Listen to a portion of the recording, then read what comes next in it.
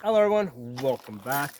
Today, I want to give you guys a warning not to fall for a police gun buying sting. Okay, they're ramping up that kind of nonsense.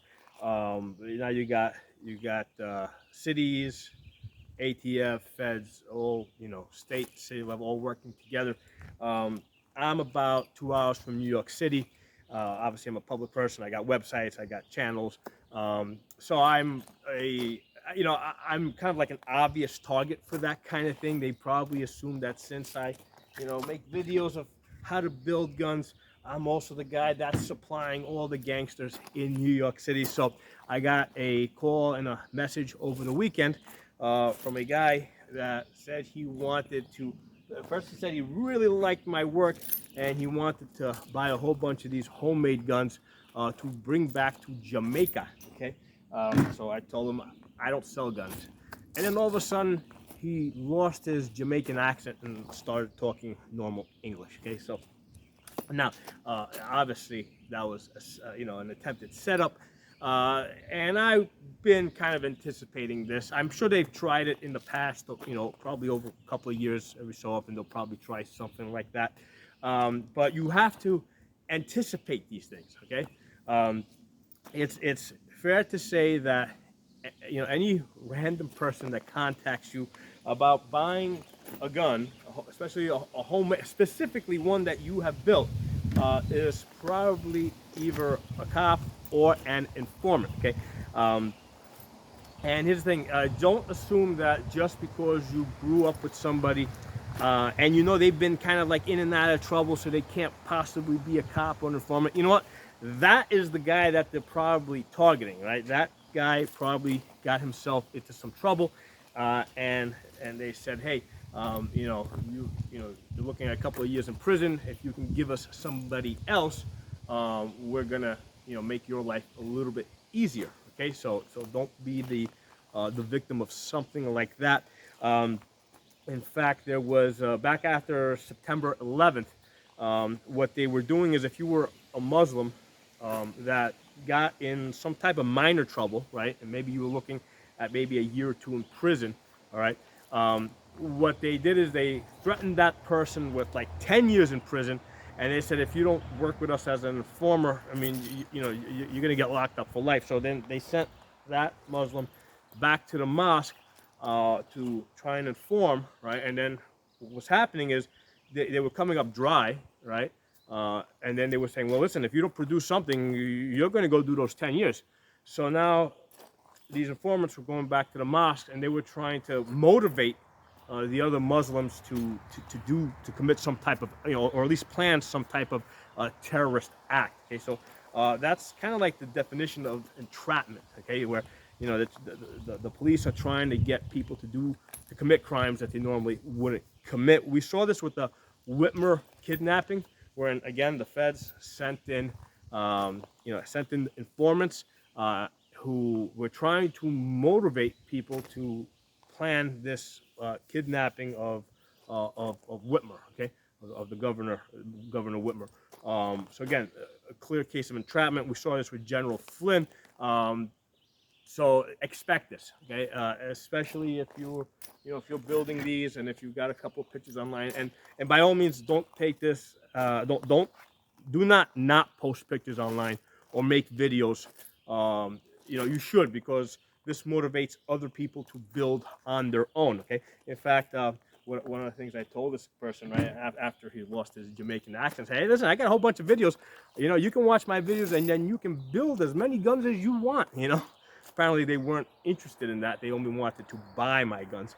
But if you really want to have some fun with that, if you're so inclined, you can send them on a runaround, right? You can tell them, hey, you can meet me at this local gay club, and I'll be the guy in black leather, and the code word is "Show me your big gun," and then we'll talk about possibly arranging a purchase, right? So, if you're so inclined, you can do something like this because it eats up their resources, eats up their time, and basically it rightfully punishes them. Okay, so and here's the thing: don't think that. I mean, there's a chance that they might ask you to just sell them a slide, right? Or or an optic or something, or a magazine, something that's clearly not an issue as an entry point, because you figure, hey, if you sold them a slide or some magazines or some other parts, eventually they figure maybe they'll get you to sell them a completed frame, and they're not just going to want to buy one; they're going to want to buy a lot, because the more purchases they can make, now they're establishing a pattern. Each one of them is a separate count, um, so they want to build up the biggest possible case that they can build up. Okay, so anticipate these things, expect these things. Okay, um, this is what they're doing, right? They're, especially if you're located around a major city, right? If you're located, like I'm about 2 hours from New York City, if you're anywhere near Chicago or anywhere near Los Angeles, or even in the surrounding states, and if you're a somewhat public person, expect this. Okay, not a big deal. It doesn't bother me one bit that they tried something like this. Here I am making more videos today, telling you guys about it, shooting more of my guns today. But be aware of it, because they're going to offer you all sorts of money. Right? They'll offer you anywhere from $500 to $5,000. All right. Don't fall for any of that. It's a setup. But like I said, if you are so inclined, you can give them a nice runaround, because that eats up their resources. And if you're tying up their resources like that, kind of bogs them down. And I gotta tell you guys, this is the reason why I am.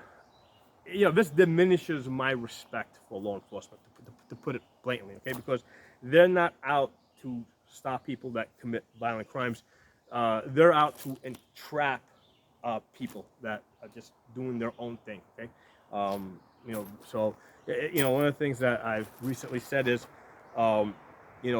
police serve. It seems so that police are there to serve and protect government. Okay, that's the primary motivation. We saw this with the shooting that happened down in Uvalde, Texas.